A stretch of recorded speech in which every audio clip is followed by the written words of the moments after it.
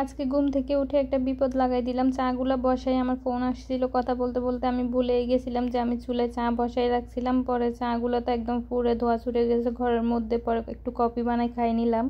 এরপর কিছু মাংস ভিজেছিলাম, এগুলো হলো দুম্বার মাংস। তো এগুলো দিয়ে আজকে আলু দিয়ে রান্না করবো। আজকে কয়েকদিনে ইচ্ছে করতেছিল যে গরুর মাংস দিয়ে আলু দিয়ে রান্না করব। তো গরুর মাংস যেহেতু ঘরে ছিল না, সেজন্য আমি দুম্বার মাংসটাই সিলেক্ট করলাম। আর এদিকে আমার ছেলে কি করছে, একটা মগ ভেঙে একদম কাঁচগুলো পুরা ঘরে ঘরে ছিটছে। তো যাই ওইটা আবার পরিষ্কার করে আসি। তো সেগুলো করে আবার রান্নার কাজে আসি। আসলে একটা সংসারে থাকলে বোঝা যায় যে কত কিছু করতে হয়, ছোটোখাটো কত কাজ থাকে।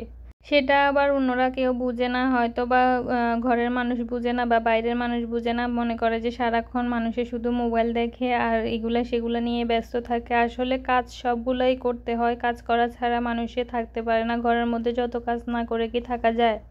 রান্না বান্না বলেন, ঘর গুছানো বলেন, এগুলো তো সব সময়ের কাজ করতে হয়, করতে হবে। মেয়ে হয়ে জন্ম নিয়েছি যেহেতু এগুলো করতে হবে আমাদের। হয়তো বা একটু করতে লেট হয়ে যায়, কখনো কখনো বা একদম পারফেক্ট সময় করা হয়। কখনো কখনো যে শরীর ভালো লাগে না বা অসুস্থ থাকার কারণে কাজগুলো করতে দেরি হয়, সেটা আবার অনেক সময় কেউ বুঝেও না।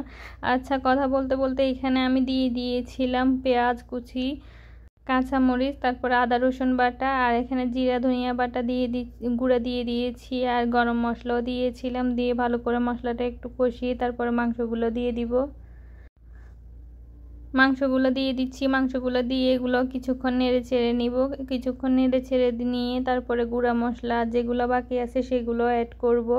আসলে আমি ইউটিউব দেখে দেখে এক সময় একরকম করে রান্না করি। আমার কাছে ভিন্নভাবে রান্না করতে বা সব কিছু ট্রাই করতে অনেক বেশি ভালো লাগে। আর রান্নার প্রতি আমার অন্যরকম একটা টান আছে। আমি সব সময় রান্নাগুলো অনেক রকম রান্না করার জন্য চেষ্টা করি।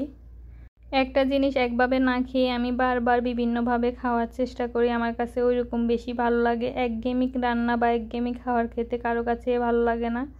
ভালো করে মাংসগুলো কষিয়ে এরপরে আমি এখানে আলুও দিয়ে দিচ্ছি। দেখতে পাচ্ছেন কষানোর কালারটাই অনেক বেশি সুন্দর এসেছে, এখনই অনেক বেশি লোভনীয় লাগতেছে।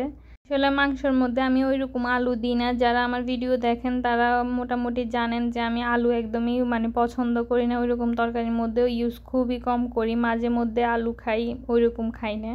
কিন্তু আজকে কয়েকদিন অনেক বেশি ইচ্ছে করতেছিল যে আলু দিয়ে মাংস দিয়ে রান্না করব। এরপর আমি গরম পানি দিয়ে দিয়েছি, দিয়ে ভালো করে রান্নাটা কমপ্লিট করে নিব। দেখতে পাচ্ছেন রান্নাটা কিন্তু কমপ্লিট হয়ে গেছে। আমি একটু ঝোল ঝোল রাখছি। এরপর এখানে আমি কিছুটা ধনেপাতাও দিয়ে দিয়েছি। তো ধনেপাতা আমি কিন্তু মাংসের মধ্যে খুবই কম দিই, যেহেতু ঘরে অনেকগুলো ধনেপাতা রয়েছে। ভাবতেছি যে নষ্ট তো হয়ে যাবে, নষ্ট না করে আমি এগুলোর মধ্যে দিয়ে দিই। এরপর দেখতে পাচ্ছেন দুম্বার মাংস যেহেতু অনেক তেল উঠে। তো আজকের মতো ভিডিওটি পর্যন্ত। সবাই ভালো থাকবেন, সুস্থ থাকবেন। কথা বলবো কোনো ভিডিওতে। আল্লাহ হাফেজ।